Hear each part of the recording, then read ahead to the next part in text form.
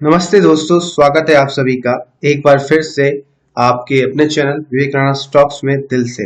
अगर आप चैनल में नए हैं तो चैनल को सब्सक्राइब कीजिए, साथ में ऑल नोटिफिकेशन बेल को क्लिक करना ना भूलना ताकि कोई अपडेट आपसे मिस ना हो सके। साथ में आप अपना टेलीग्राम, ट्विटर, इंस्टा फॉलो कर सकते हो, सभी लिंक्स आपको नीचे मिल जाएंगे। तो दोस्तों, कल से एक नया महीना स्टार्ट हो रहा है नवंबर का। तो डेफिनेटली अब बात कर लेते हैं कुछ स्टॉक्स के बारे में। ठीक है, कुछ स्पेसिफिक न्यूज है और कुछ स्टॉक्स जो हमने आपको सजेस्ट किए थे मेरे खुद के कुछ शॉर्ट टर्म गेन के पोर्टफोलियो में है। सबसे पहले बात करते हैं नाइका। सभी को पता है कंपनी ने बोनस की अनाउंसमेंट करी है और जो डेट है वो शिफ्ट हो चुकी है 11 से 4 नवंबर को, और इसी वजह से स्टॉक में एक अच्छा खासा हमें अपर सर्किट देखने को मिलता है। ठीक है, जैसे बोला गया था, देखो सिंपल सी बात है, अब ये सब चीजें इसलिए ही की जाती है जो बोनस और आपका बायबैक होता है। ठीक है, अगर प्राइस नीचे गिर रहा लगातार तो ये सब की वजह से एक पंप देखने को मिलता है वॉल्यूम का, और बायर्स का बहुत सा सपोर्ट देखने को मिलता है। इसी वजह से स्टॉक का प्राइस ऊपर जाता है। ठीक है, तो ये भी ऊपर जा रहा है, सिंपल सी बात है। ठीक है, तो यहाँ पर कुछ ज्यादा कुछ खास नहीं है। इसमें यहाँ पर आपको एक्शन अगले कुछ दिनों में देखने को मिल सकता है दोबारा से। जोमेटो शेयर आपको याद होगा अभी मंथली इनसाइड वाला स्टॉक में बन रहा है, तो जब तक ये उस कैंडल के ऊपर ट्रेड कर रहा है, जैसे मैंने आपको बतलाया था, मैं आपको दिखला देता हूँ। पर आप लोग देख सकते हैं मंथली इनसाइडर बनना है प्यारा सा। तो जब तक ये इसके ऊपर ट्रेड करा अब 57, आप स्टॉक को लॉन्ग टर्म के लिए भी होल्ड कर सकते हो। ठीक है, 57 के ऊपर जब तक ट्रेड कर रहा है, और इसके जो टारगेट रहेंगे कम से कम 76 और 86 के टारगेट आपको दिखा सकता है अगर 56 रुपए का आप स्टॉप लॉस लगाते हो। बाकी स्टॉक को आप इस रेंज में भी बाई कर सकते हो शॉर्ट टर्म गेन के लिए अगर आपने करा हुआ है।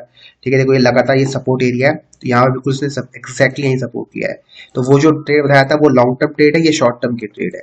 अब मर्जी आपकी कि आपको क्या चूज करना है। ठीक है, यहाँ भी अगर बाय करते हो तो स्टॉक आराम से आपको 67 और 70 तक के टारगेट दिखा देगा। आप स्टॉप लॉस लगा सकते हो बिलो 60। ये शॉर्ट टर्म स्टॉप लॉस होगा और वो लॉन्ग टर्म स्टॉप लॉस है। समझ आ गया? अब बढ़ते आगे।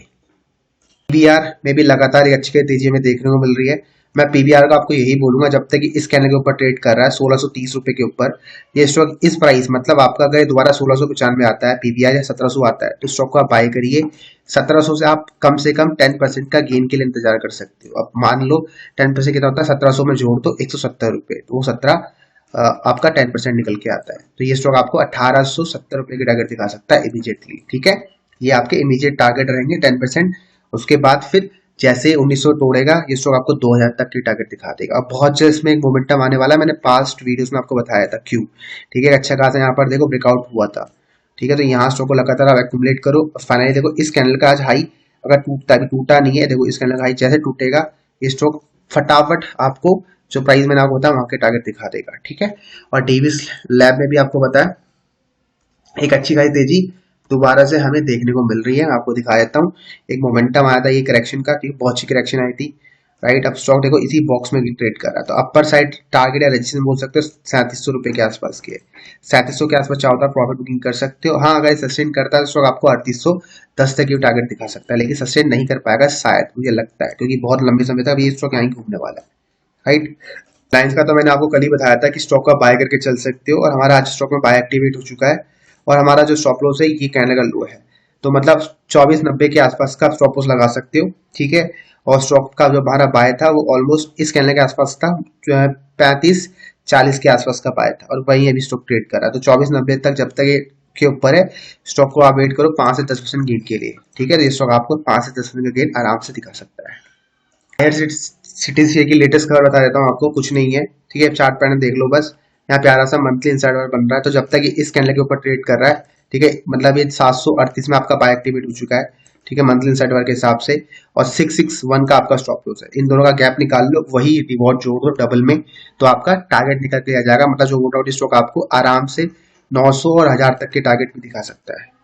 ठीक है, अब दोस्तों बात कर लेते हैं एचडीएफसी बैंक के बारे में। तो आप लोग देख सकते हो, आपको याद होगा लास्ट टाइम इसका हमारा स्टॉप लॉस हुआ था बिलो 1470 के आसपास, तो दोबारा 1490 के आसपास हमारा बाय एक्टिवेट हो चुका है।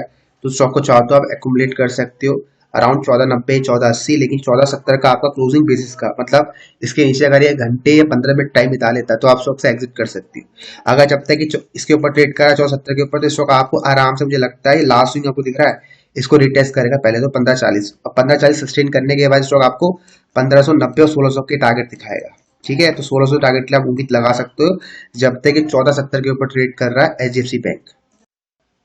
एंड छोटा अपडेट कर देते हैं विप्रो के बारे में, आप सभी को पता है मैंने आई थिंक वीडियो के माध्यम से बताया था आपके स्टॉक को आप यहाँ कहीं बाय करके चल सकते हो 379 के आसपास। मेरी खुद की बाइंग है स्टॉक में, छोटी सी क्वांटिटी, ठीक है। एंड मुझे लगता है स्टॉक ये जो आपको गैप दिख रहा है इसको भरेगा, तो 400 रुपए तक के आपको टारगेट इमीडिएट दिखा सकता है, मतलब 5 to 7% का रिटर्न आप बोल सकते हो।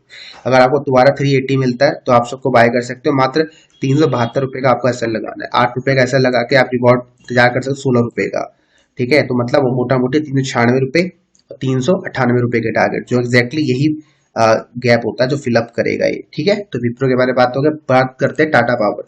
तो टाटा पावर के रिजल्ट आउट हुआ जहाँ कंपनी की परफॉर्मेंस अच्छी देखने को मिल रही है, ठीक है। देखो चार्ट पैटर्न में भी यही कह रहा है कि स्टॉक लगातार ऊपर जा रहा है, ठीक है, आराम आराम से रिट्रेसमेंट ले लेके ऊपर जा रहा है। देखो खुद रिट्रेसमेंट ले लेके ऊपर जा रहा है, ठीक है, आपको दिख रहा होगा। तो अब ये स्टॉक ऊपर जाएगा, यहाँ से ऊपर जाने के बाद आपको पहले 235 दिखाएगा, उसके बाद फिर नीचे गिरेगा। तो अगर स्टॉक आपको फिर दोबारा 225 मिलता है तो आप स्टॉक को बाय कर सकते हो, मतलब अभी नहीं, कुछ दिनों के बाद जब ये ऊपर जाएगा फिर नीचे आएगा 225 तो नहीं, मोटा मोटी बिलो 222-21 के आसपास, ठीक है। तो ये व्यू है मेरा इस स्टॉक में, ठीक है। तो टाटा पावर तो देखो ठीक ही लग रहा है, ठीक है। आप स्टॉक को लॉन्ग टर्म के लिए भी होल्ड कर सकते हो, कोई दिक्कत नहीं, प्रॉफिट अच्छे आ रहे हैं। और लास्ट 1.5 साल से देखो मार्केट के सेंटीमेंट को जो मार्केट कर रही है वही कर रहा है, रेंज बाउंड होकर यहाँ ट्रेड कर रहा है। एक अच्छा खासा यहाँ पर आप बोल सकते हो ड्रैगन या फ्लैग पैटर्न टाइप का बना रहा है, ठीक है। जैसे ही ब्रेकआउट करेगा यही रेंज का डबल टारगेट के लिए आप वेट कर सकते हो, मतलब 700-800 रुपए के लॉन्ग टर्म टारगेट आराम से आ सकते हैं। लेकिन हाँ नीचे अगर आता है तो आप डेफिनेटली एक बाय प्राइस भी रख सकते हो, जैसे कि 200 रुपए का एक अच्छा साइकोलॉजिकल सपोर्ट है। ऐसी अगर आप 150 की बात करें तो वो भी एक अच्छा साइकोलॉजी सपोर्ट हमें देखने को मिल सकता है। तो ठीक है, तो ये सब चीजें हैं भाई, ठीक है। तो ये इस वीडियो को मैं समाप्त करता हूँ। इन्हीं स्टॉक के बारे में बात करने की मुझे बताई गई थी, कहने का मतलब आप मुझे कमेंट करते रहते हो। पर्सनली कुछ स्टॉक्स मेरे पोर्टफोलियो में, तो मुझे लगा चलो इनके ऊपर ही व्यू शेयर कर देता हूँ, क्यों उनसे दूर जाना है, ठीक है।